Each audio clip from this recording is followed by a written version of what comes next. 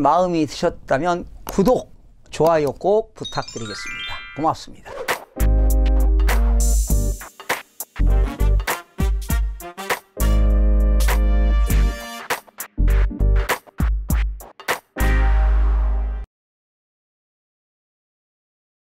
시청자 여러분 안녕하십니까? 반갑습니다. 김동수입니다. 이 시간에는 지난 12월 8일 날 국회 본회의에서 통과된 소득세법 일부 개정 법률안 중에서 중요한 내용 몇 가지를 여러분들에게 소개하도록 하겠습니다.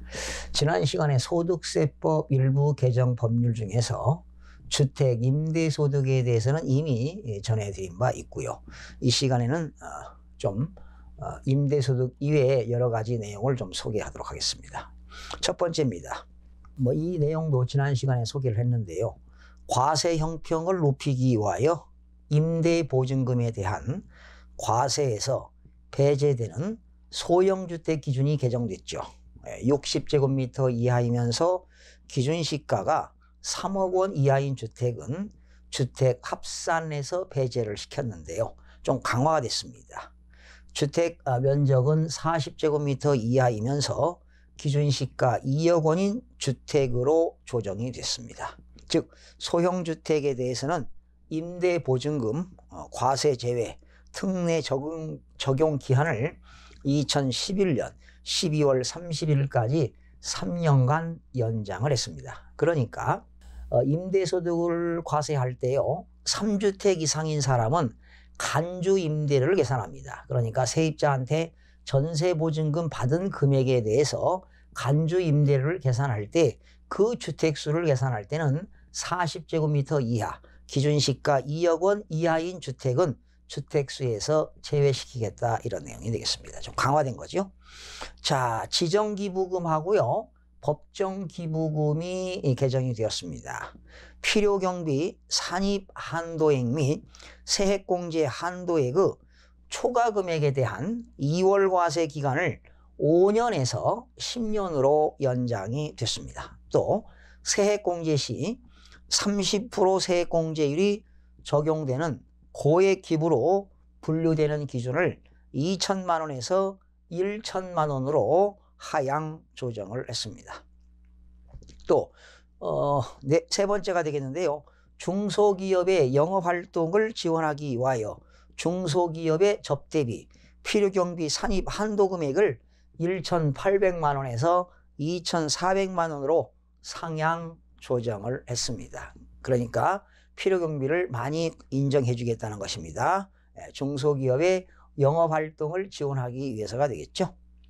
또 일용근로자들이죠. 일용근로자 세부담을 완화하기 위하여 일용근로자 근로소득 공제액을 1일 10만 원에서 1일 15만 원으로 인상을 시켰습니다.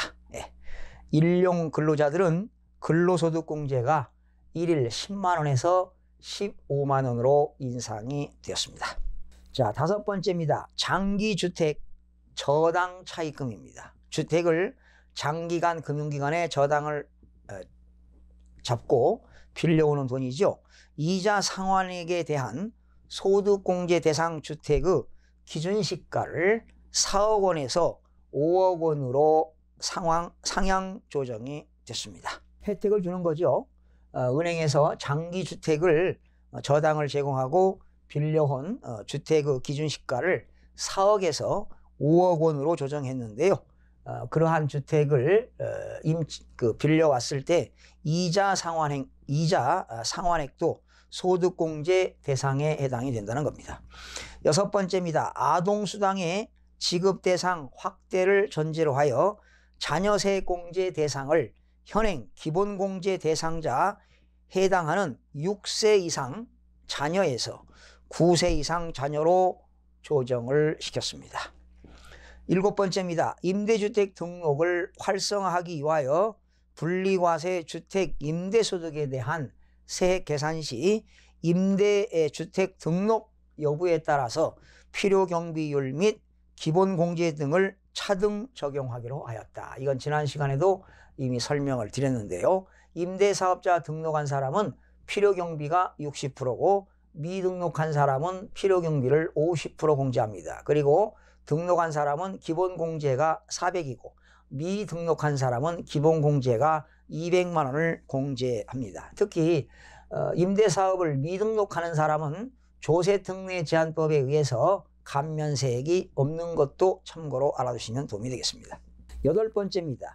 해외 부동산 자료 제출 대상에 해외 부동산을 처분하는 경우를 포함하고 취득 시 해외에서 부동산 취득 시 취득가액이 2억 원인 미만인 경우와 처분 시 처분가액이 2억 원 미만인 경우로서 취득가액이 2억 원 미만인 경우는 세무서에다가 자료 제출 의무를 면제하도록 했습니다. 그런데 2억 원을 그 이상이죠. 미만이니까 2억 원 이상 취득하거나 양도하는 경우는 당연히 세무서에 그러한 자료 제출을 하도록 되어 있습니다.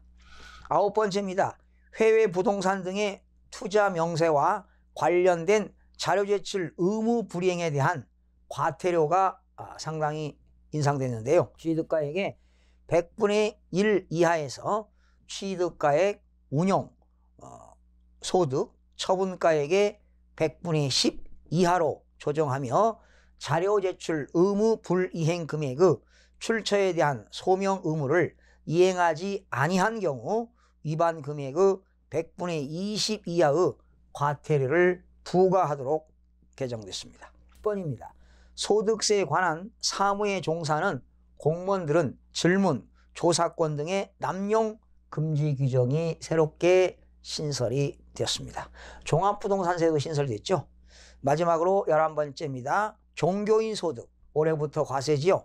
종교인 소득 과세 시행 초기에 납세자의 부담을 완화하기 위하여 2018년 1월 1일부터 2019년 12월 31일까지 발생하여 지급하는 종교인 소득에 대한 지급 명세서의 경우에는 제출 불성실 가산세 규정을 적용하지 아니한다. 그러니까 내년까지는 이러한 제출 불성실에 대한 가산세를 한시적으로 적용하지 않겠다. 이런 내용들이 이번에 주요 개정 내용들이 되겠습니다.